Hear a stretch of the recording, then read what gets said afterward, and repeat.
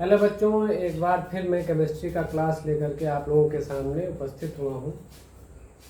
काफ़ी बच्चों के कमेंट्स आ रहे थे कि सर केमिस्ट्री की क्लास भी प्रोवाइड किया जाए, तो केमिस्ट्री की आज दूसरी क्लास होगी।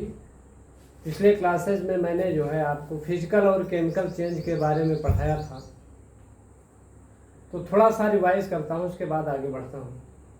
केमिकल चेंज क्या होते हैं? मैंने आपको बताया था कि जब कोई नया उत्पाद बनता है, कोई नई चीज़ बनती है रासायनिक अपक्रिया होने के बाद, तो उस परिवर्तन को रासायनिक परिवर्तन कहते हैं। जैसे एग्जाम्पल के तौर पर ये रासायनिक परिवर्तन का एग्जाम्पल आपको बताता हूँ।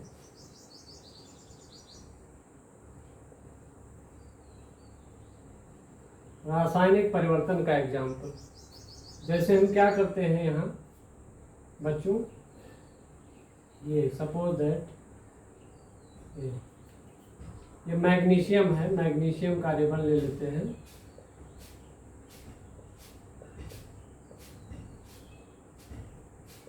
मैग्नीशियम का रिबन, मैग्नीशियम का फीता रिबन ले लेते हैं और इसको बच्चों जब हम क्या करेंगे, इसको जलाएंगे।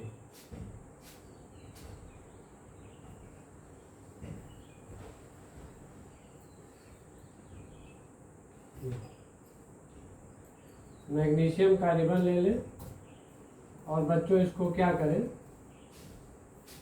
ये देखिए, इसको जलाएं, हम लोग ज्वाला में ऐसे जलाएं। तो मैग्नीशियम के रिबन को जब हम लोग जलाते हैं तो यहाँ जलाने के बाद यहाँ सपोज दैट एक हमने बर्तन ले लिया, पॉट ले लिया, हमने एक पॉट ले लिया, ये बर्तन है कोई, तो मैग्नीशियम का रिबन ये जो है जब जलाते हैं, जलाने पर तो हमको मिलता क्या है यहाँ पर देखिए, यहाँ पर जो गिरेगा ये है कि मैग्नीशियम ऑक्साइड, मैग्नीशियम ऑक्साइड का चूर्ण, मैग्नीशियम ऑक्साइड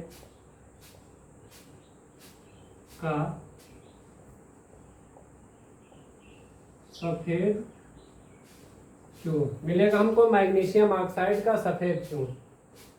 तो रासायनिक अपक्रिया यहाँ कौन सी होगी, मान लीजिए यहाँ पर हमने 2Mg और प्लस O2 ले लिया, ऑक्सीजन, ये ऑक्सीजन है बच्चों, ये हमारा ऑक्सीजन है, ध्यान देंगे। तो ऑक्सीजन के साथ जब ये रिएक्शन करेगा तो बनेगा 2MgO, मतलब क्या, मैग्नीशियम ऑक्साइड बनेगा, यानी एक नया उत्पाद बन जाएगा।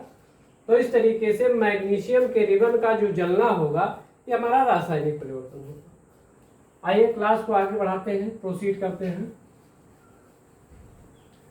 इसमें बच्चों आज मैं आप लोगों को बताऊंगा रासायनिक अपक्रिया की पहचान, आइडेंटिफिकेशन ऑफ केमिकल रिएक्शन। नया टॉपिक आज आप लोग पढ़ेंगे बच्चों, रासायनिक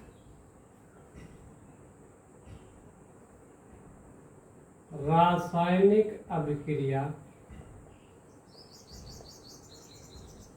रासायनिक अभिक्रिया की पहचान।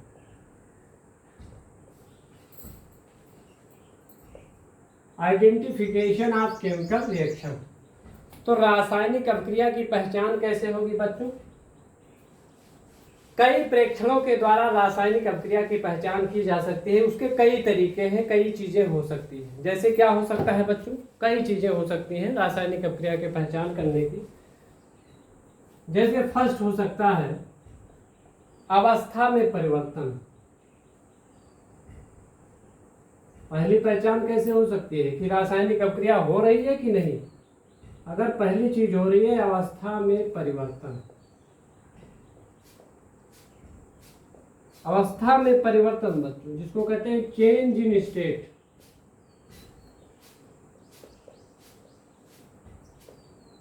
Change in state. अब चेंज इन स्टेट कैसे पहचानेंगे हम लोग, कैसे चेंजिंग हो रहा है, आइए इस बात को हम लोग देखें।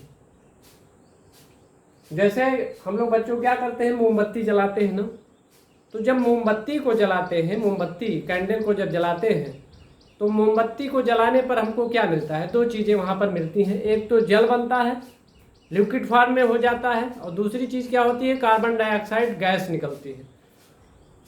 तो अवस्था में परिवर्तन करने के लिए पहचान क्या करेंगे बच्चों? जैसे हमारे पास मोमबत्ती है, मोमबत्ती,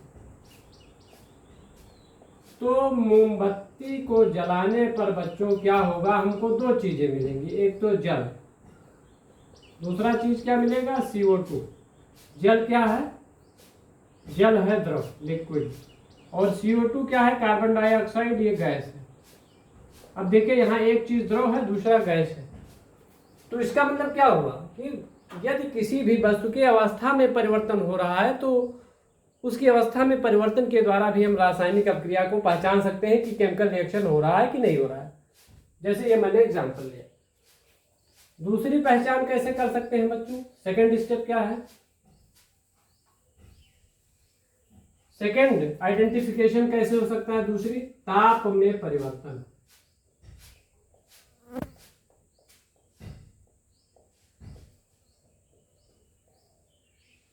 ताप में परिवर्तन, चेंज इन टेम्परेचर,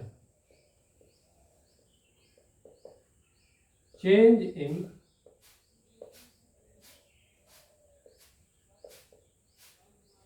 टेम्परेचर। तो ताप में परिवर्तन से कैसे हम पहचान कर सकते हैं बच्चों आइडेंटिफिकेशन? देखिए एक एग्जांपल लेते हैं आपके सामने। एग्जांपल से ही ज्यादा समझ में आएगा। जैसे हम क्या करते हैं, बिना बुझा हुआ चूना ले लेते हैं। मैंने क्या किया? कैल्शियम ऑक्साइड ले लिया बच्चों, कैल्शियम ऑक्साइड। ये ध्यान देंगे, मेरे पास मान लीजिए क्या है? कैल्शियम ऑक्साइड, और प्लस इसमें हमने क्या किया? जल मिला दिया, H2O। तो मिलेगा क्या? ये आपका क्या है? बिना बुझा हुआ चूना। ये आपका बच्चों बिना बुझा हुआ चूना है, और ये क्या है? वाटर है, जल है। जब इसका रिएक्शन होगा बच्चों तो यहाँ पर क्या बनेगा? CaOH का वोल्ट्राइस, यानी मिलेगा हमको क्या? Calcium hydroxide. क्या मिलेगा बच्चों? Calcium hydroxide. ये देखिए नया प्रोडक्ट हमको मिला, कैल्शियम हाइड्रोक्साइड। अब ये जो कैल्शियम हाइड्रोक्साइड होता है, आपने कहीं देखा होगा चूना, जब चूने को हम लोग क्या करते हैं? पानी डालते हैं तो गर्म हो जाता है, उसमें बुदबुदाहट के साथ गैस निकलने लगती है और वो गर्म हो जाता है। तो चूने के गर्म होने का मतलब क्या है? ताप आ गया, उसमें टेम्परेचर आ गया। तो ताप के परिवर्तन के द्वारा भी रासायनिक अभिक्रिया की पहचान की जा सकती है कि उसमें ताप में परिवर्तन हो रहा है कि नहीं। जैसे एग्जांपल मैंने ले लिया, बिना बुझा हुआ चूना ले लिया, इसमें हमने वाटर मिक्सअप किया, तो यहाँ कैल्शियम हाइड्रोक्साइड बनेगा, और ये क्या होगा? ये गर्म होगा, ये गर्म होगा।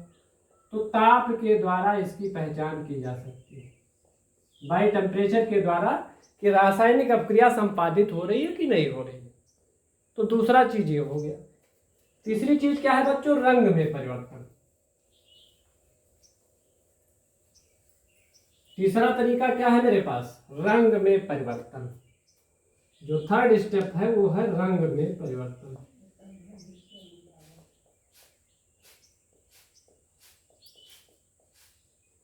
रंग में परिवर्तन, चेंज इन कलर। तो रंग में परिवर्तन के द्वारा बच्चों कैसे पहचान की जा सकती है? अगर हम क्या करें, एक एग्जांपल है हमारे पास, देखिए रंग में परिवर्तन के द्वारा कैसे पहचान होगी बच्चों? देखिए अगर हम क्या करें, साइट्रिक एसिड ले लें। आप जानते हैं खट्टे फलों में साइट्रिक एसिड पाया जाता है, नींबू, संतरा इत्यादि फलों में साइट्रिक एसिड। अगर हम साइट्रिक एसिड ले लें और ये KMnO4, ये है पोटेशियम परमैंगनेट,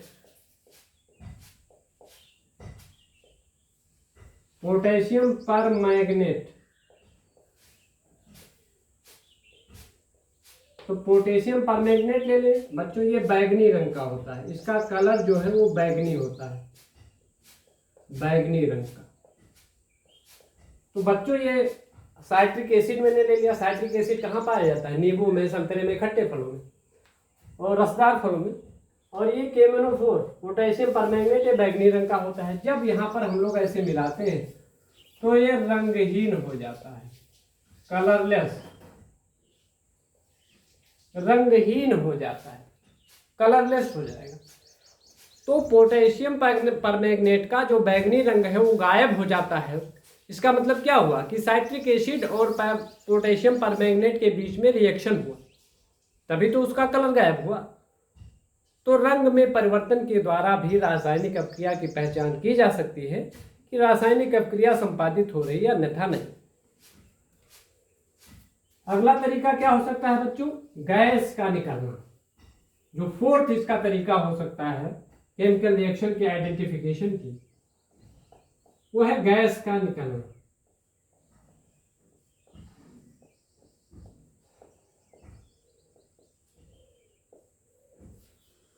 गैस का निकलना। अब गैस के निकलने को कैसे हम लोग पहचाने कि रासायनिक अपक्रिया संपादित हो रही कि नहीं?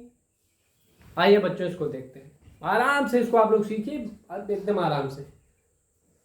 तो देखिए इसको गैस का निकलना, मान लीजिए हम क्या करते हैं, जिंक ले लेते हैं, जिंक का चूर्ण, और जिंक के चूर्ण को बच्चों हम लोग क्या करेंगे, हाइड्रोक्लोरिक एसिड से रिएक्शन करा देंगे। यहां पर मैंने क्या ले लिया, जिंक ले लिया, और यहां पर क्या ले लिया, हाइड्रोक्लोरिक अम्ल, जानते हैं ना HCl,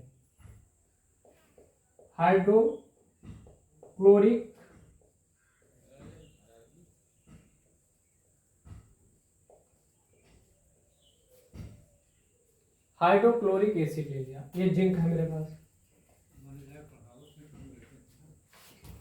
तो ये जिंक है, ये हाइड्रोक्लोरिक एसिड है बच्चों। इसको जब रिएक्शन कराएंगे, जब ये रिएक्ट करेगा तो क्या होगा बच्चों, यहां पर देखिए ये ZnCl2 बनेगा, जिंक क्लोराइड, एक नया उत्पाद बन जाएगा जिंक क्लोराइड, समझ रहे हैं ना? तो यहां पर एक नया प्रोडक्ट बनेगा जिंक क्लोराइड, और इसके साथ में हाइड्रोजन गैस मुक्त होगी। ये गैस हो गई, कौन सी गैस निकली, hydrogen gas, H2 hydrogen gas. तो इस तरीके से बच्चों क्या होगा, हम जब किसी रासायनिक अपक्रिया में गैस निकलती है, मुक्त होती है, तो भी ये हम समझ जाते हैं कि रासायनिक अपक्रिया संपादित हो सकती है। तो ये 4 तरीके जो मैंने बताए बच्चों, क्या क्या, अवस्था में परिवर्तन पहला, दूसरा ताप में परिवर्तन, तीसरा रंग में परिवर्तन, और चौथा क्या, गैस का निकलना। अगर ये 4 चीजों में से कोई भी चीज हो रहा है, कोई भी चीज आपको दिखाई पड़ रहा है, तो आप समझ जाएंगे कि रासायनिक अपक्रिया संपादित हो रही है, केमिकल रिएक्शन हो रहा है। तो इस तरीके से बच्चों हम लोग इन तरीकों से केमिकल रिएक्शंस की पहचान कर सकते हैं, आइडेंटिफिकेशन कर सकते हैं। आई होप आप लोगों को क्लास बहुत अच्छे से समझ में आएगा होगा, और मेरा क्लास आप लोग लाइक करना, शेयर करना ना भूलें, और हमारे चैनल को जरूर सब्सक्राइब कर लें। Bye bye.